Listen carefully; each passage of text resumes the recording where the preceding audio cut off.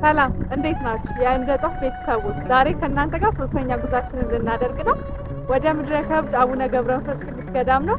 ኑ አብረን እንሂድ።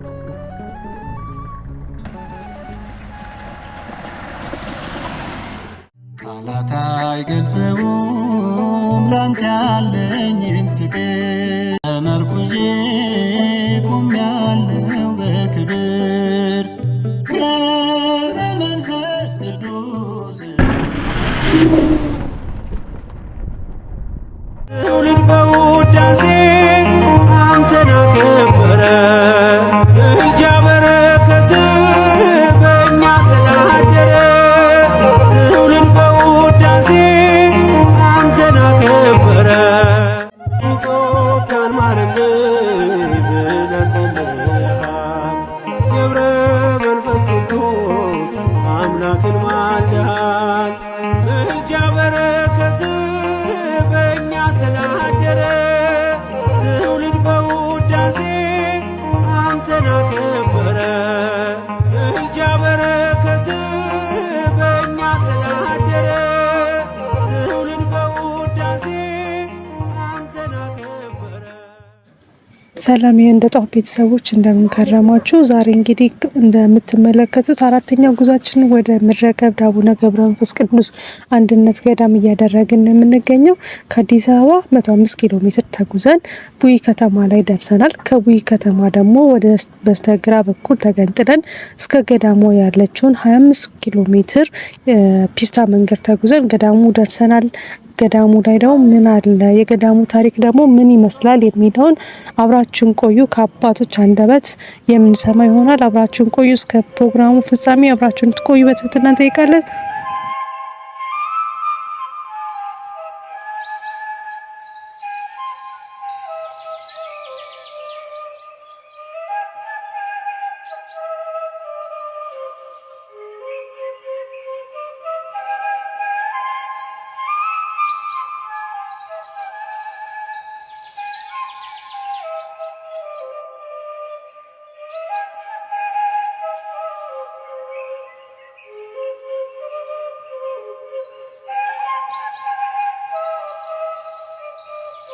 ነፍሳቸው ከስጋቸው የተለየበት ነው ያረፉበት ቦታ ሲባል ወይ ለመጀመሪያ ጊዜ መጣው ያለ ተረገጡበት አለ እሱ ዋሻው ጋር ነው።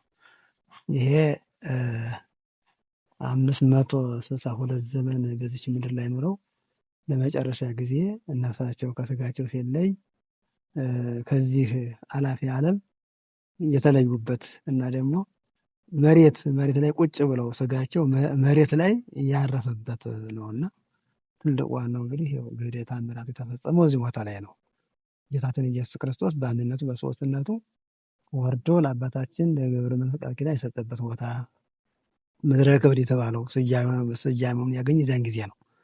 ጌታችን በአንድነቱ በሶስትነቱ መላእክትን እናቱን ድንግል ማርያምን ግሩማን መላእክትን ሰማዕታትን ጻድቃን አስከትሎ እዚህ ቦታ ላይ ሲመጣ ርዕዴት ምድር ይላል። አሁን ከዚህ በታች አዘእተ ነው እመቤታችን ያለች እዚህ ውስጥ ያው ርዕዴት መሬት ተንቀጠቀጠች ራደች ይላል ገድላቸው ላይ እና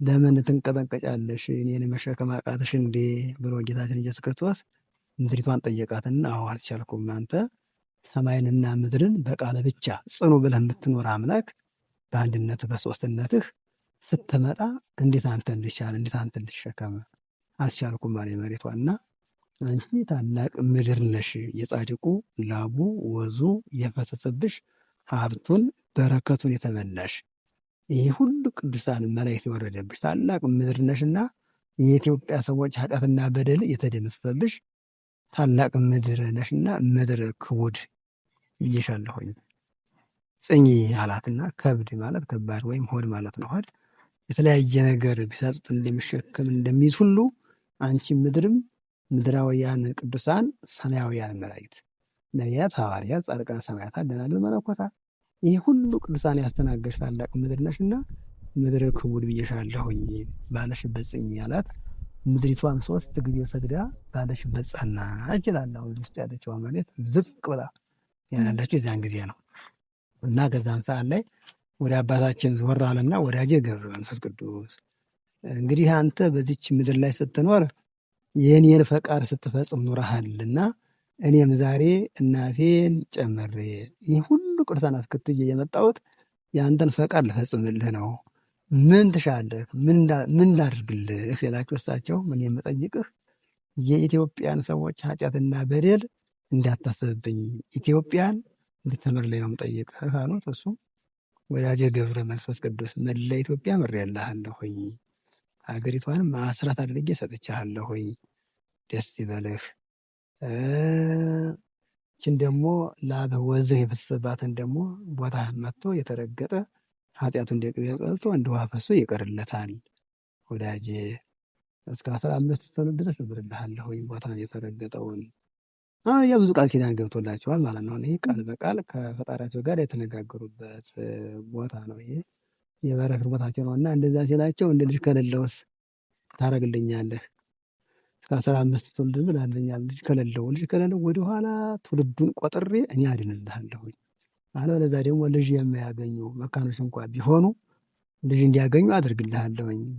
መጥተው በአንተ ቢማጸኑ ገድልህን ቢያዝዱ እኔ ልጅ እንዲያገኙ አድርግልሃለሁኝ ብሎ ያ ሁሉ ቃል ኪዳን የገባላቸው ነው እና የእሳቸው ታሪክ ወይም ባጭ ጊዜ እንደዚህ ተገልጾ በል አይደለም። የጻድቁ ገድላቸው ብዙ ትልቅ ስለሆነ ማለት ነው እና በአጭሩ ይሄ ነፍሳቸው ከስጋቸው የተለየበት ነው።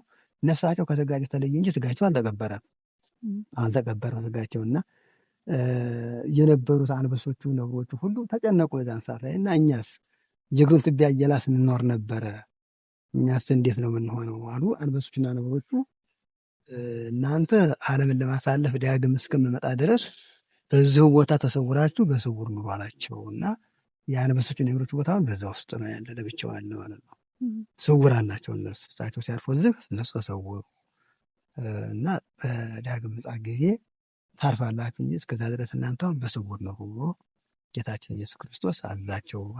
አንበሶችና ነብሮቹም እዛው አሉ ማለት ነው እና ነፍስ ከስጋቸው ተለየ እንጂ ስጋቸው አልተቀበረም እና በዛን ሰዓት ላይ ስጋህ አንተ ያልቀመስካት ጣዕሟን ምኗን ያልቀመስካት ምድር ያንተን ስጋ መሸከም አትችልም፣ ያንተን ስጋ መሬት አትበላም አላቸው።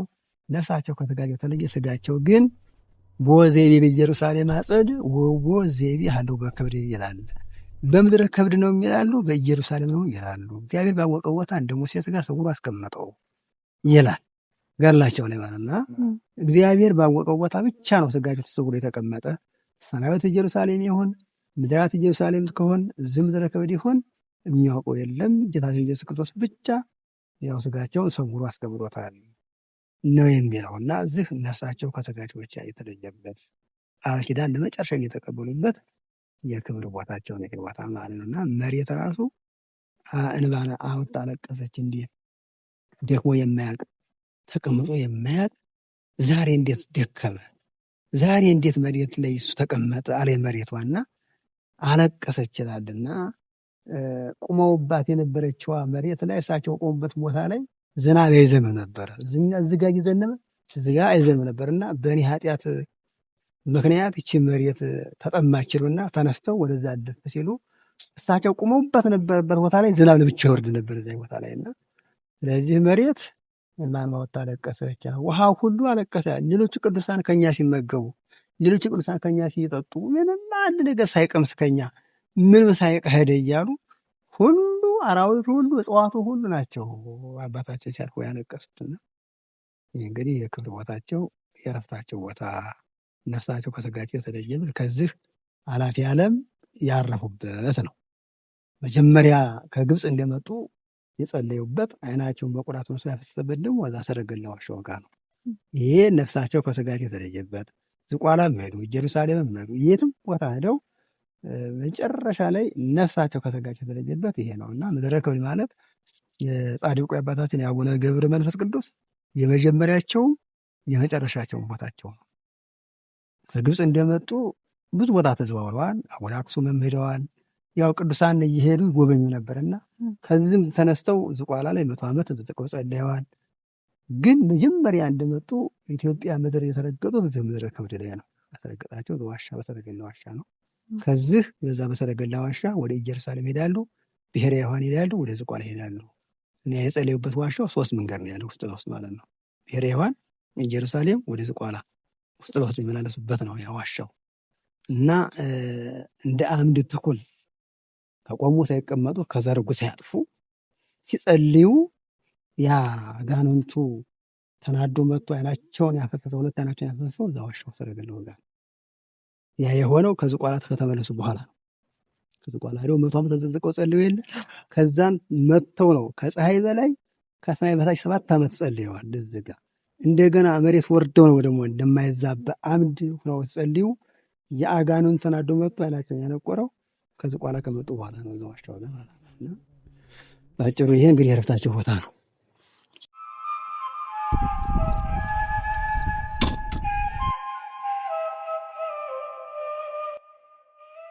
እንደ ጦፍ ሚዲያን ላይክ፣ ሼር፣ ሰብስክራይብ በማድረግ ቤተሰብ ይሁኑ።